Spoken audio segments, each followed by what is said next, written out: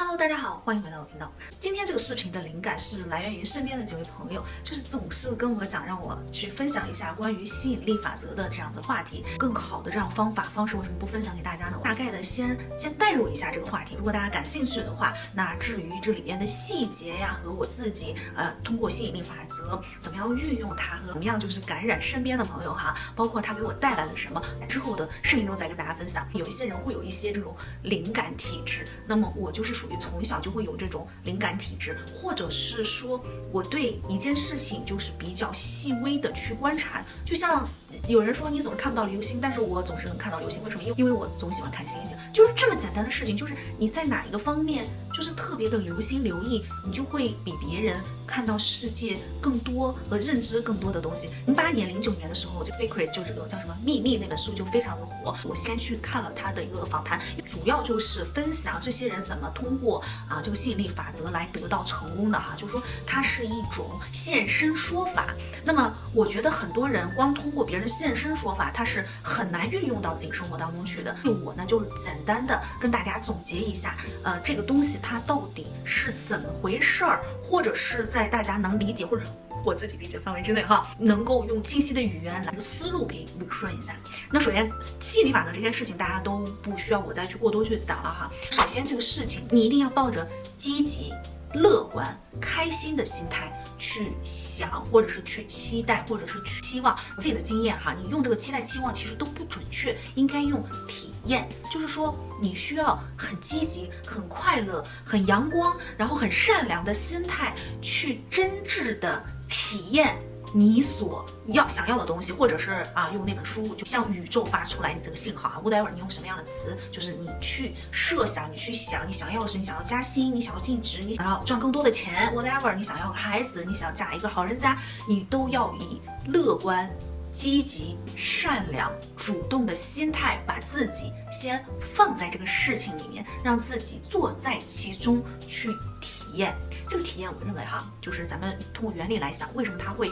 成功呢？会容易得到呢？就是因为当你放在这个就是这个整个的这个感觉当中时候呢，你会充满了一种自信感。什么叫自信感哈？我有了，我叫自信感，对吧？如果我没有这个东西，我去渴求它，你哪来的自信感？就没有自信感。所以它给人创造了一种自信。那么这个人有了自信之后，他就更容易得到成功就是你用这个思维逻辑去想，这就为什么这个他要求你是用这样的心态去想，或者去向宇宙发出来信号。那么第二点呢，也就是我今天特别想跟大家分享的，就是这个东西哈，就是这个冥冥之中咱也不知道啥的这种东西，它是有联系的。它什么样有联系？它有时间、空间和人物、物体的联系。你可以这样理解，就是每一个人身边都有一个看不见的网。那这个网可能组成于，比如说他的思维，我们叫意识或者是他的过往、他的经历，甚至他对未来的期待，这些所有的东西都有一个无形的网。那这个无形的网就是围绕着他走到哪里都会把这个网带到哪里，甚至他即使不走到哪里，像我现在你们看我的视频，那我这个网其实也触及到了大家，就是这个卡意大家要去想象一下那这个时候呢，如果我的意识存放在我的网里面，对吧？我的网向四周远处，向宇宙延伸，去想要得到我想要的东西。那这个时候我会碰到旁边的床，对吧？洗手间，还会碰到，对吧？楼下我父母，对吧？还会碰到周围的邻居，甚至我这个窗前这个已经红叶满满的枫树，听起来好像是很 weird 的，就很奇怪。但是你用这种方式去理解呢，可以告诉大家为什么我总是在想，那为什么我想要的东西有时候不减不来，还相反给我带来一些不好的结果呢？那这个东西就是我们人和人之间的这个网，它有相互交互相互交连的这种地方。那这个时候呢，你传输过去的就不一定是真正就是你首发的那个信息了，就像一句话一样你经过乱七八糟的东西，它就有干扰。那么你的这个意识和别人的这个意识产生这种错乱的时候，就比如说产生这种矛盾的时候举个例子，你想当一个舞蹈演员，那么很多父母就觉得这个舞蹈就是养小不养老，就比如我妈以前就这么讲的。你怎么样去发信号？你小的时候你求求上帝啊，你求求天啊，你好想，你好认真，好努力啊。但是你身边的人他并不这么想，他不但这么想，他还阻碍你这么想，很害怕你成功。也不是说他不要你成功，只是说他不想让你在这个领域成功，也不是说他不爱你。往往这些对你影响最大的人呢，他都是和你最亲近、最爱你的人。那么他send出来就发射出来这个波呢，就会影响你的这个 message， 就影响你这个需求，就你像上帝啊，像宇宙 whatever， 就这种无形的这种需求。这样子的话，是不是也在这个规则里面？当然也在这个吸引力规则里面。所以呢，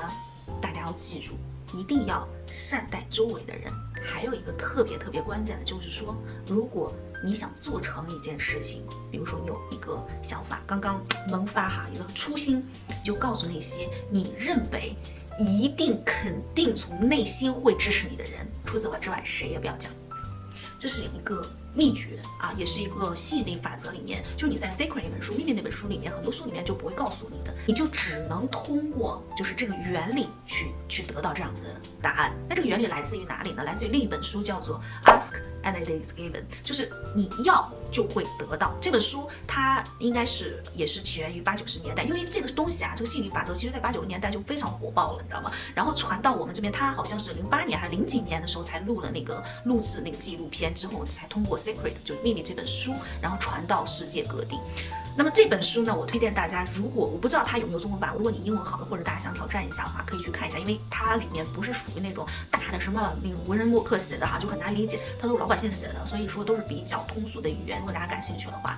可以去看一下这个 Ask and it is given。因为虽然说前面半段有一点点就这种神秘乱七八糟的东西啊，就是其实我觉得这个东西你要看本质嘛，咱不要看表象。那它本质讲的就是怎么样用正确的方式去得到你想要的东西，或者是去达到你send出来的这个 message， 怎么样能够快速的去接收到和快速的接收到正确的你想要的结果。通过这本书里面的原理，那么就总结出来，真的你想做什么事情，你除非知道这个人啊，你的妈妈也好啊，你的闺蜜也好，她是从内心里面积极、主动、乐观的，是全力的支持你，你再告诉她，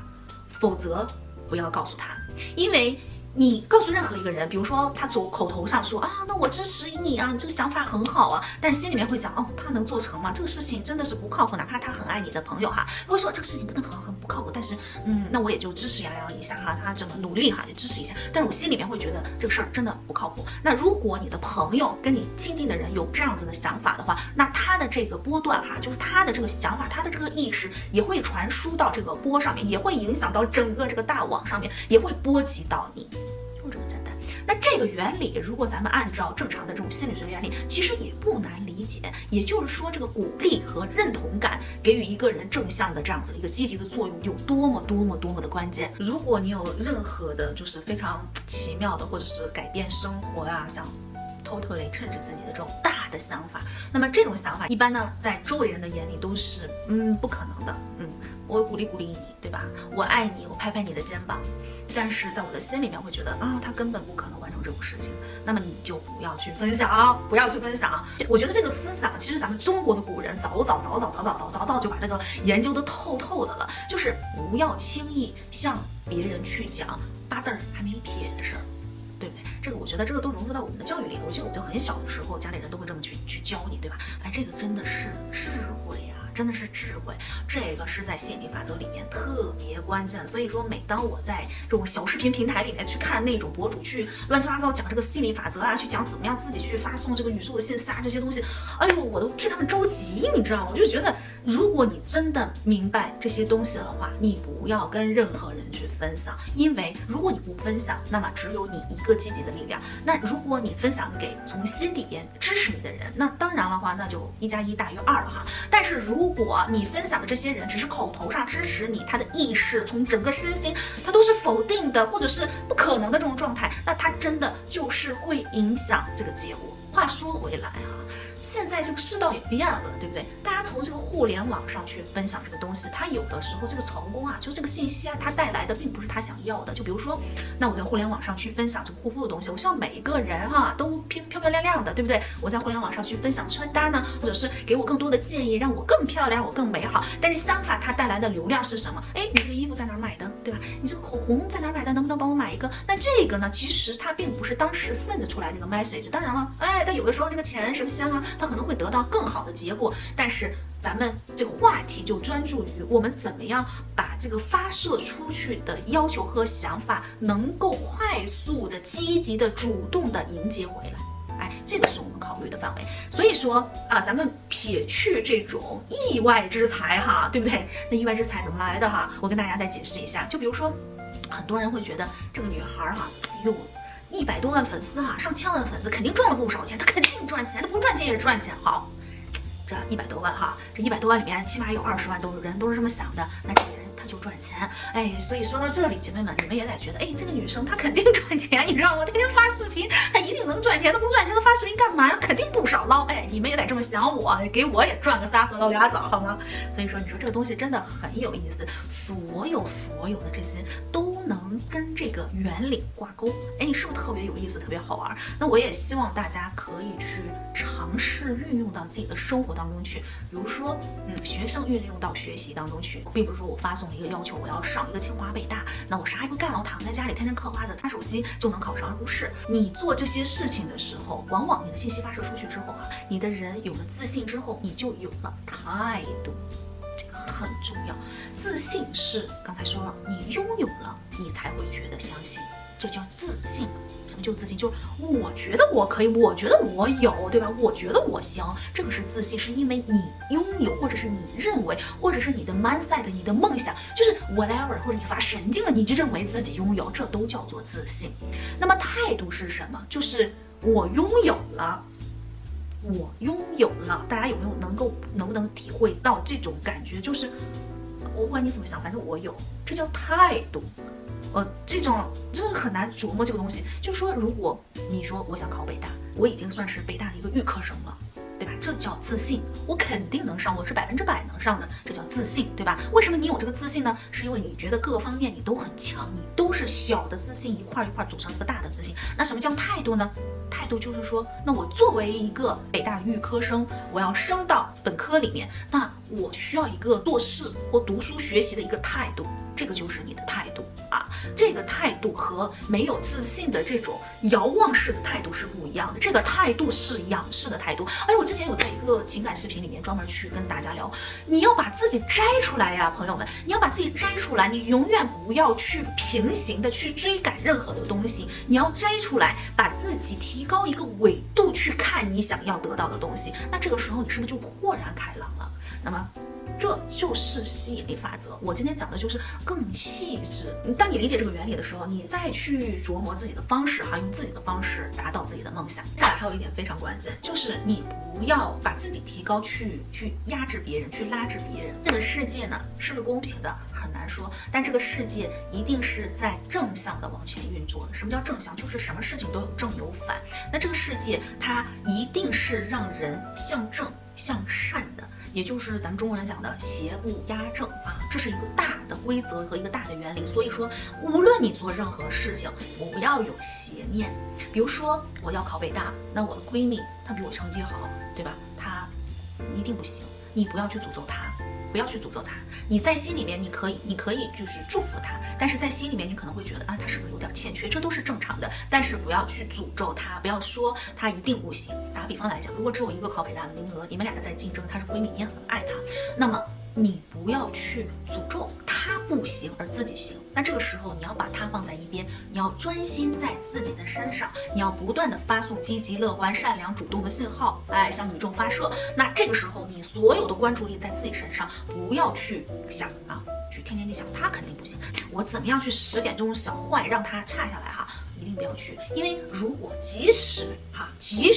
这个名额唯一的名额被你所取代了，你也不会得到好的结果啊！永远记着邪不压正。当然了，也不是说善良成功的人都是善良，也不是说善良人都能成功，对吧？所以说这个宇宙啊，它不仅仅是有着一条法则呀，姐妹们，它有很多条法则。这个是需要我们人类去洞悉的，需要我们细致的去观察的。但是我们知道这个的话，我们尽可能的让更好的事情发生在我们的身上，发生在我们的周围，更好吗？我们的人生更美妙吗？短短几十年，我们没有办法去参透宇宙所有的法则，但是如果我们会有一点点小洞察力，然后有一点点小灵感，用自己的这个方式方法，能够让自己的人生过得更美妙，那么更快乐吗？告诉大家，不是好人就一定有好报，但是要做个好人，起码让好的事情发生在自己的身上。为什么？刚才说了，因为你周围所有人的波都会影响到你。我们最好身边大家都很幸福，我们的朋友都有顺利的感情、和睦的家庭、健康的身体，这些东西都会影响到我们的，都会影响到我们的。一个非常重要的方式就是说，你要不停的、乐观的、主动的去接收这个信号。它把发射信号，就说你怎么样想的，大家都有一个念，对吧？一个，比如说我要考北大，大家有个念，这个念发射出去之后呢，就发射出去了。你发射出去之后，你能做到的是，我自信，我把自己放在这个环境里面，放在这样自信和态度里面。那么接下来要做的就是迎接。那这里面这本书里，我觉得最主要的，它就讲的是一个是你发射出去东西，它会受到什么样的干扰，然后再一个就是如何迎来你想要的东西。那么你迎来就是你要积极啦，你要有乐观呀，然后还要每一天不停的，就是为了增加这个几率，你要经常不停的，所有的事情都围绕着一个主念去展开。比如说我要考北大，那这个时候呢，什么上一个什么新电影那我可能就为了因为我要考北大这个主念，我就不去看这个新电影了，或者是我去看这个电影，但是我的心里面还在想，哎呀，这个电影里面讲的小孩有多励志啊，这个电影里面讲的这个人有多成功呢？我要考北大就是为了要得到这样子的成功，这也是一个正念，明白这个意思吧？就是说你发送出去之后，你所有的生活都要不停的一遍一遍提醒自己，不停的一遍一遍要告诉宇宙，而不是说发完之后就坐在这个里面，我嗑着瓜子儿，我去看个电影，我放个小视频就可以得到，不是这样子的，不是这样子，就要不停的积极的，然后去迎接，为了迎接这件事情而去做好准备。还有一件事情就是不要去想消极的，所有的母亲咱们都差不多，大部分母亲咱们都差不多比如说你在网上看到哪一个小孩就特可怜得什么病你会我的孩子千万不要得这个病有没有？想想都很扎心，是不是？这个其实就是一个不好的一个反面的，是我们可能会更关注孩子的哪一个点，比如说这个东西，这个孩子的症状，咳嗽这个症状跟我孩子现在这个症状就真的很相似，那有没有积极的作用？肯定也有积极作用，比如说真的如果要是提前发现什么病，对吧？对孩子来讲是有益的，但是这种思想我们要遏制和抑制，因为很多的病也好对孩子的这种关怀也好就是无中生有的这些东西也好，就往往能招来不好的这些事。Ask and it is given, no matter 不管是好是坏，你每一天控制你的意识最强的那个信号，就是你的想要的东西。是的，刚才说了，邪不压正，我们要经常想正的，但是这个邪它也是一个 message。他不会说把正的、把邪的撇去，只给你正的，而是说我们如果是正的话，我们的会慢慢的感染我们的身边，我们活的就会更通顺，然后更顺利，身边人都是好的，都是正向的，为了让我们也更好在正向里面发展。但是邪也是个 message， 也是一条信息，变了一个手机信息一样，哗送出去了，每天考虑，每天都在编，每天都在送，这也是信息。那这个视频它到底能不能在国内平台上发出去我今天就是传达一下，认为这几点真的是大家非常好去理解的。希望这个视频能帮得上目前比如说正在有生活或者是经济或者是学业事业上困惑的姐妹们，那么你们也可以试一试我这里面提到的一些小技巧。如果大家喜欢这个话题的视频呢，别忘了留言告诉我当然如果你本身对这个话题也非常有研究或者是非常有经验的话，也希望大家在评论区或者私信给我，大家我们可以一起探讨，让我们的日子过得更好。好吗？别忘了点赞、关注、转发给身边有需要的姐妹们。那我们下期视频再见喽，拜拜。